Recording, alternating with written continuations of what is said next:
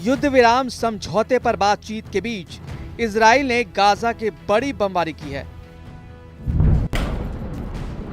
जिससे हमास और भड़क गया है।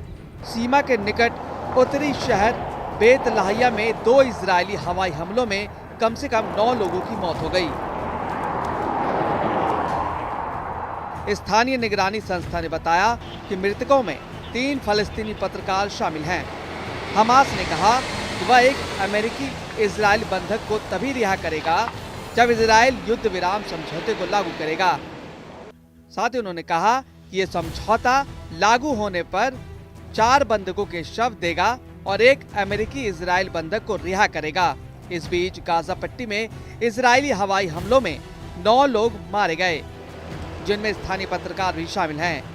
फलस्तीनी चिकित्सकों ने ये जानकारी दी। हमास के एक वरिष्ठ अधिकारी ने कहा कि युद्ध विराम के दूसरे चरण के लिए लंबे समय से वार्ता रिहाई के दिन से शुरू होनी चाहिए और 50 दिन से अधिक नहीं चलनी चाहिए।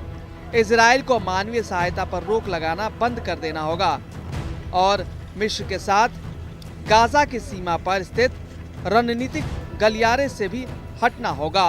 एक अधिकारी ने बताया कि हमास बंधकों के बदले में और अधिक फलस्तीनी कैदियों को रिहाई की मांग कर रहा है।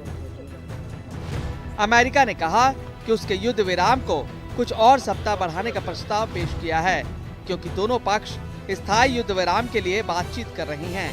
मिस्र और कतर ने युद्ध विराम तक पहुंचने में हमास के साथ प्रमुख मध्यस्थता के रूप में काम किया। जनवरी में हुए युद्ध विराम समझौते के तहत इजराइल और हमास को दूसरे दौर के लिए बातचीत शुरू करनी थी। इस महीने की शुरुआत में पहला चरण समाप्त होने के बाद इजराइल ने कहा कि वह अमेरिका के एक नए प्रस्ताव पर सहमत हो गया है, जिसके तहत हमास स्थायी युद्ध विराम पर बातचीत करने की प्रतिबद्धता के बदले में शेष बंधकों में से आधे को रिहा कर देगा।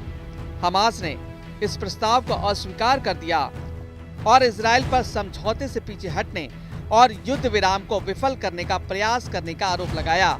इस बीच खबर है कि अमेरिका और इजराइल ने गाजा के लोगों को पूर्वी अफ्रीका में बसाने का प्लान तैयार किया है। इसके लिए दोनों देशों के अधिकारियों ने मुस्लिम बाहुल्य अफ्रीकी देश सूडान, सोमालिया और सोमालीलैंड से बातचीत शुरू की है। इससे पहले अमेरिकी राष्ट्रपति डोनाल्ड ट्रंप ने गाजा के लोगों को पड़ोस के जॉर्डन और मिस्र में बसाने की बात कही थी। ट्रंप ने कहा था कि गाजा के 20 लाख से ज्यादा लोगों को दूसरे देशों में बसाकर गाजा पट्टी को रियल एस्टेट प्रोजेक्ट के रूप में विकसित किया जाएगा।